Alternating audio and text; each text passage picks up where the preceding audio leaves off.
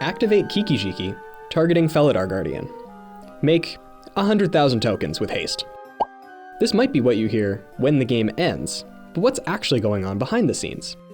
Welcome back to Better Know a Combo, brought to you by the Spike Feeders.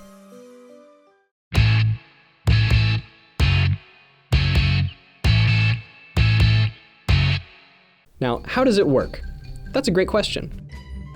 With Kiki-Jiki in play, I can activate its ability targeting Felidar Guardian. When the ability resolves, a copy of Felidar Guardian enters the battlefield and triggers its own ability, targeting Kiki-Jiki.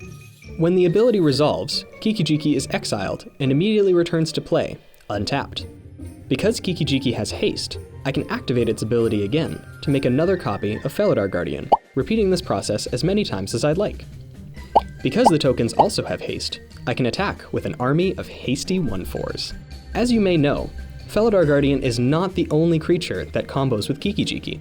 These other creatures generally fall into two categories. Number 1, creatures that untap Kiki-Jiki. Zealous Conscripts, Village Bell Ringer, Breaching Hippocamp, Pestromite, and Deceiver Exarch fit into this category. Number 2, creatures that cause Kiki-Jiki to leave the battlefield and immediately return untapped. Aside from Felidar Guardian, Restoration Angel also fits into this category. Now this sounds awesome, but how can people interact? Let's go back to the original description of the combo and talk about the ways you can interact at the times you receive priority using Felidar Guardian as our second creature. Number 1, activate Kiki-Jiki, targeting Felidar Guardian. Removing either creature with the activated ability on the stack will stop the combo. Spells and abilities that counter activated abilities will also stop the combo. This combo requires ETB-triggered abilities, so flashing in Hushwing Gryph at this point will also stop the combo. Giving Felidar Guardian Shroud or protection from red will counter the activated ability on resolution. Number 2, the token copy of Felidar Guardian enters the battlefield and triggers its own ability, targeting Kiki-Jiki. Removing Kiki-Jiki will stop the combo at this point. Spells and abilities that counter triggered abilities will prevent the triggered ability from resolving. Giving Kiki-Jiki protection from white will counter the triggered ability on resolution. Now, sometimes you're not playing reactive spells like that, and prevention is going to be the best medicine. How can we prevent this from happening in the first place? Shut 'em down! This combo requires Kiki-Jiki to enter the battlefield untapped. Things like Thalia, Heretic Cathar, and Blind Obedience cause creatures to enter the battlefield tapped, preventing its controller from activating Kiki-Jiki more than one time.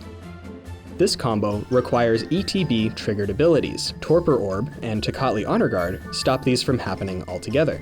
This combo requires its controller to attack with a large number of creatures. Anything that interferes with this, either by taxing attackers or limiting the number of attackers altogether, can keep this under control. For the variants that use blink effects to reset Kiki-Jiki, Containment Priest and Hallowed Moonlight prevent Kiki-Jiki from re-entering the battlefield, stopping the combo in its tracks. Kiki-Jiki combos are very commonly run with Tooth and Nail, which allows you to put both combo pieces into play simultaneously. Always counter Tooth and Nail.